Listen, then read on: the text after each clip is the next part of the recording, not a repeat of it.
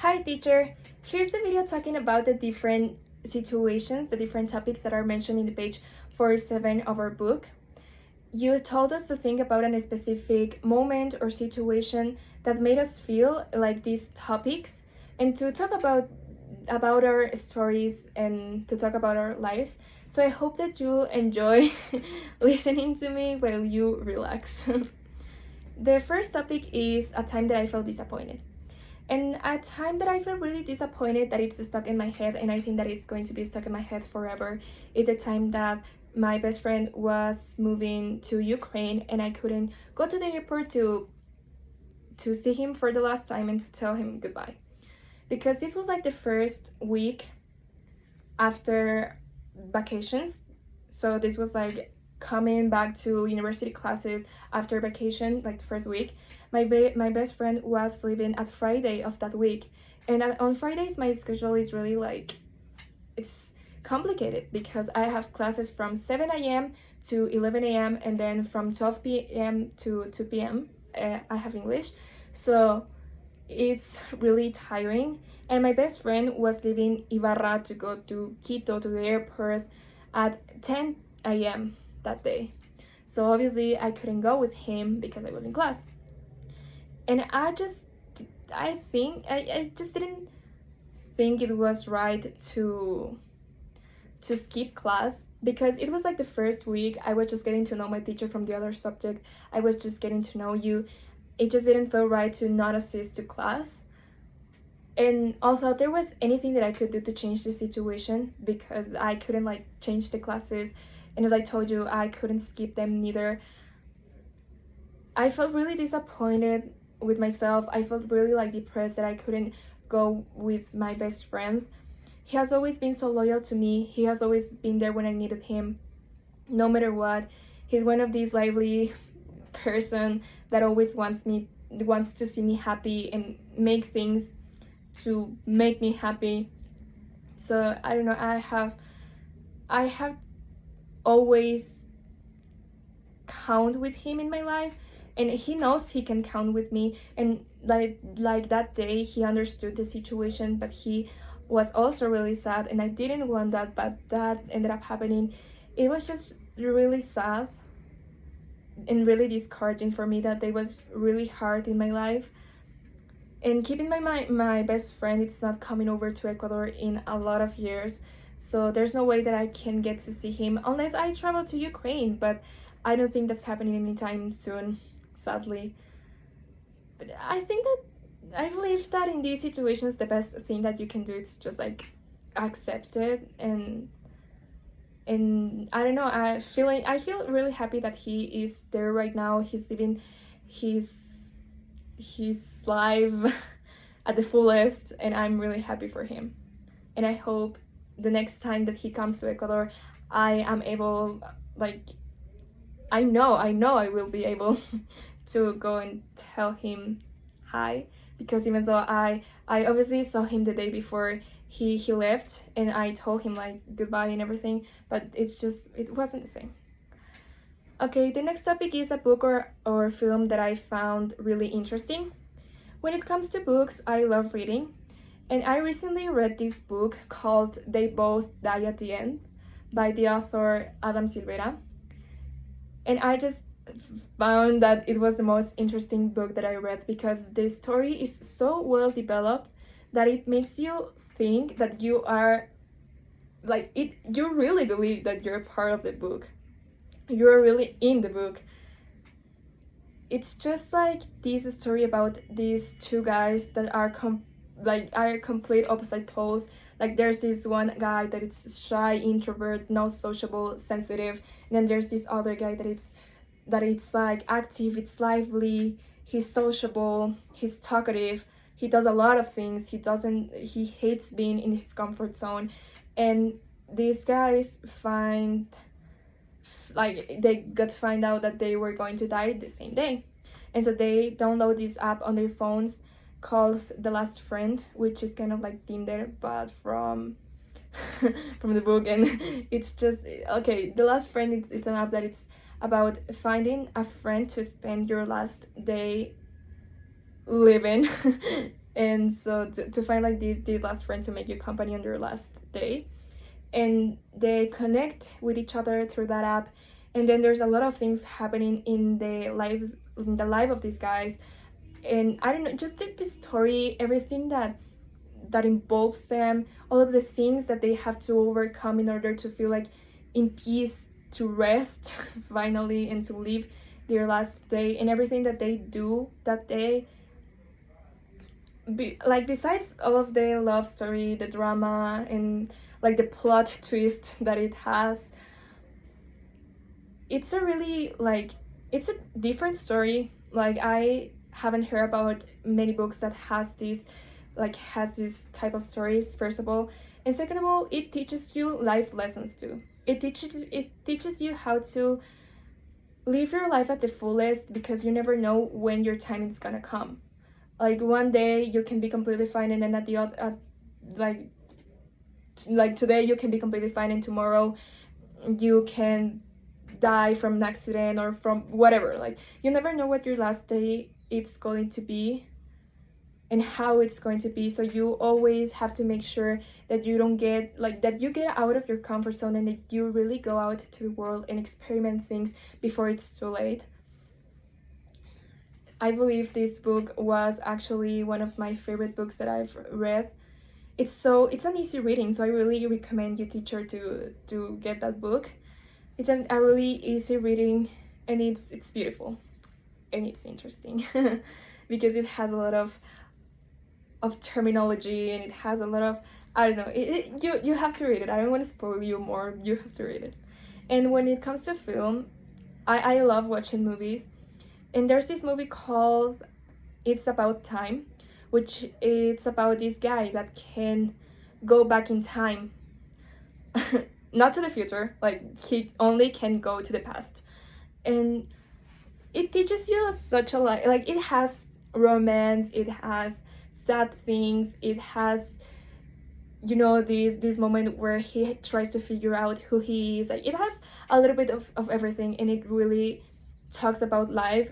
One thing that I love is that it shows how this guy is growing. Like it shows him at this time that he's going to the city to work, and then at the end of the movie he has a really great family and everything. Like he made his life. So it takes you through a lot of this guy's life, and it teaches you that like at the beginning this guy was living like his life 2 times. So one day he lived life like angry and sad, just like this, like, and then he will go back and live the same day again, but happy and lively and active and do things.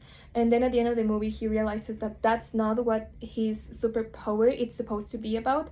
Like that power is meant to be used just in certain extreme cases, not all of the time.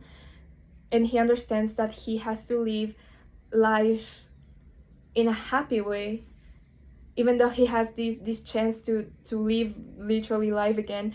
No, he understands that what makes sense, what is the thing that it most makes sense, it's to live life at fullest no matter what. And I just don't know, I find that it's really interesting. It's lovely. It's a really great movie, so you should watch it. I recommend to you that one too. The next topic is music that I find relaxing. I love music. I'm always listening to music. And the type of music that I always like, my go-to music, it's like ballads, romantic music, you know, romantic music, sad music, whatever you want to call it. I love it. And although sometimes it can be overwhelming when I'm sad or when I'm just stressed to listen to this music, I just start to jam to this music. Like I just start singing my songs out loud and just let go all of the stress out of my body. It's just like my comfort zone. And I think that when you're stressed, it's really like, it's fair to be at your comfort zone and just to find things that make you feel super relaxed. And for me, it's this kind of music that really like calms down your brain, like your emotions. Sometimes music, I find that music is a safe place where you can find people, or when you can find like people that a song that literally describes what you're feeling. And I love that about music, and I think that's my favorite part about making music and about listening to music. And yeah, my relaxing music, it's just sad music, like romantic ballads, because of the rhythm, because of the letter, because of everything. Like it's just everything. It's a compound that makes a beautiful piece of art at the end. The next topic is something or someone that I find amusing. And here, I don't want to be cheesy or anything, but I want to talk about my boyfriend. I've known my boyfriend for a long time now, but we've been dating, officially dating, for 7 months now. And in these last months, he has really showed me a different perspective of life. We are really different. Like, we are upside at almost everything. We obviously have things in common, because otherwise we would not be together, obviously. But we, as well as we have things in common, we have a lot of other things that we do not share at all. We have a lot of thoughts that we do not share, a lot of feelings that we do not share. So it's like, I believe he has really changed my mind and changed my way of perceiving life and the world itself.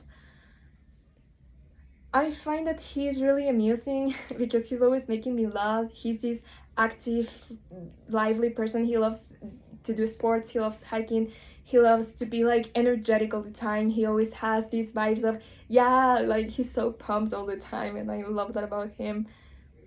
And even though like he's taught me a lot of things, and I find fascinating how we're teaching each other things day by day. Like, he has taught me a lot of things, and I have taught him about how to overcome all of these feelings and emotions that he has, that he feels often super overwhelmed by them. But it's fascinating the progress that he has made as a person too. And yeah, I love to spend time with him, because above being my boyfriend and everything, he's truly my best friend. And I know that even if we get to a situation of a breakup or anything, he's always going to be there for me no matter what. Like, he's my best friend. I'm really lucky that I have him in my life, and it's gonna be here for a while. I'm not gonna let him go that easily. So yeah, I think that it's definitely, like, he deserves more hype, literally. He's a really amazing boy. The next topic is something I think is boring. And I know a lot of people, it's not going to be in this with me, but I find really boring when I'm reading without music. Reading without the music, it's just the most boring thing in the world. And I believe that it's because I do everything with music. Like, I wash the dishes, I listen to music. I'm showering, I listen to music. I'm doing homework, I'm listening to music. I'm walking, I'm listening to music. I'm in the car, I'm listening to music. I'm doing everything with music. And I don't know if this is just me that I do this, but I cannot read without, and I cannot fully concentrate in a book without listening to music. Like, I always have to find this perfect playlist of chill songs to vibe with when I'm reading. Otherwise, I cannot read at the fullest. Like, I can read, but I get super bored easily. And even though I love reading, I get super bored. So I get when people says like, reading is so boring. Yes, but maybe you haven't tried reading with music. So I recommend that to you. And yeah, I don't know, a lot of people get super distracted when they are reading and listening to music, but I cannot read without music. And the last topic is what I do if I feel depressed. If I feel depressed, like, I'm a really sensitive person, which means that I'm often really sad, or that I'm often really happy. Like, I get on the top of emotions. Like, it's so hard for me to control my emotions, and therefore I feel depressed almost every time.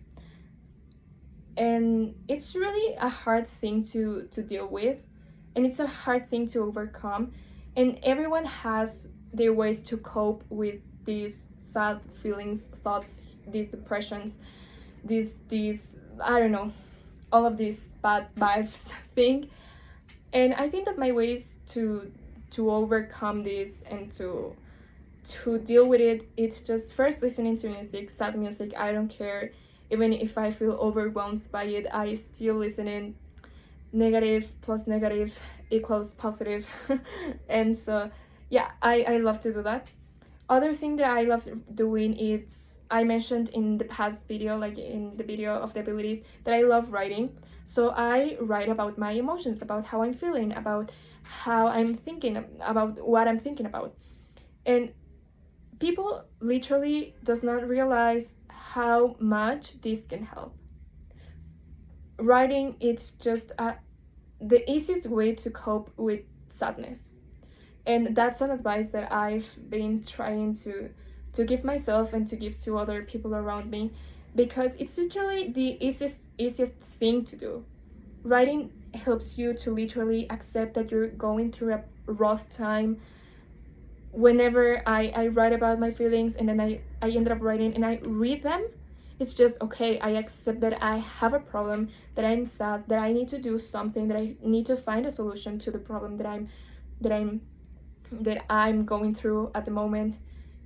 Like writing, it's super powerful.